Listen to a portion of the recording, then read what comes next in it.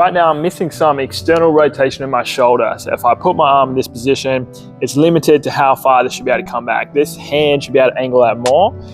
And what I'll show you is just like a simple adjustment to, let's say, a bicep exercise in this example, can restore that. So if I go into here, I'm just gonna set up in this position and I'm gonna do an alternated preacher curl, but I'm gonna breathe in every time I come up. And then because I'm in this position and I'm compressing at the front of my body, it leaves room as I breathe in to expand through the scapula, through the upper back, because of the setup. So we don't have to do bicep training to restore this, but it's just an example of how I could use something as simple as a bicep training exercise to restore this range from here. Cool, so if I retest this arm, now I'm seeing a little bit more rotation come through. So taking this a step further, I'm going to use a pull-up here now. Basically, when we lose external rotation, we tend to lose our ability to get that overhead position as well. But I've done that bicep exercise. I've got this range back. So to take it a step further, I'm going to use a pull-up. And I'm still going to use the idea of breathing to my structure. So I'm going to breathe in the bottom of this one. And just repeat that every time at the bottom. Now I could run out a couple of reps from there and then retest that position. And for me, that's got me plenty of range back from there. Okay, and let's say that we present with the opposite, or we've got both. In my case, again, missing internal rotation of the arm. And this usually presents an inability to extend that arm back as well. So we could just take it as simple as a bicep exercise again. And I could breathe into this position. And so I can still hit the curls from there. But at the bottom, I'm just going to take that breath in.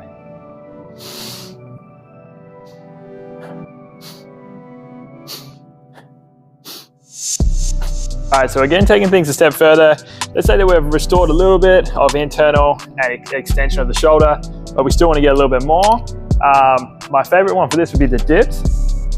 So again, I'm just going to add that breathing in, especially as I'm getting to that bottom position.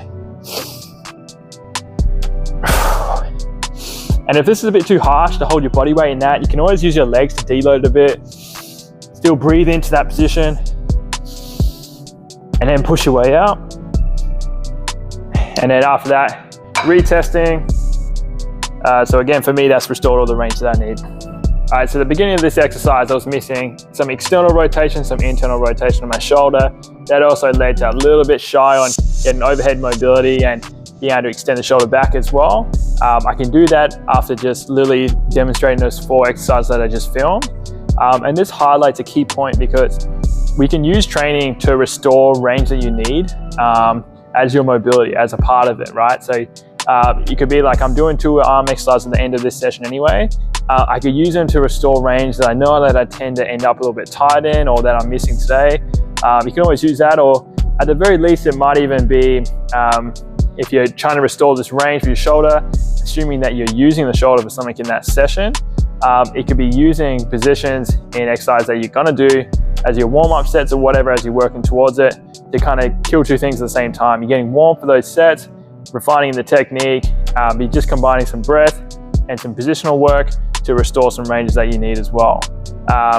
So the diving into why that works like that is probably a better one for another day, but it's just worth noting that exercise and positions and the position that you breathe into can be a powerful tool for restoring range and easy to integrate into your training.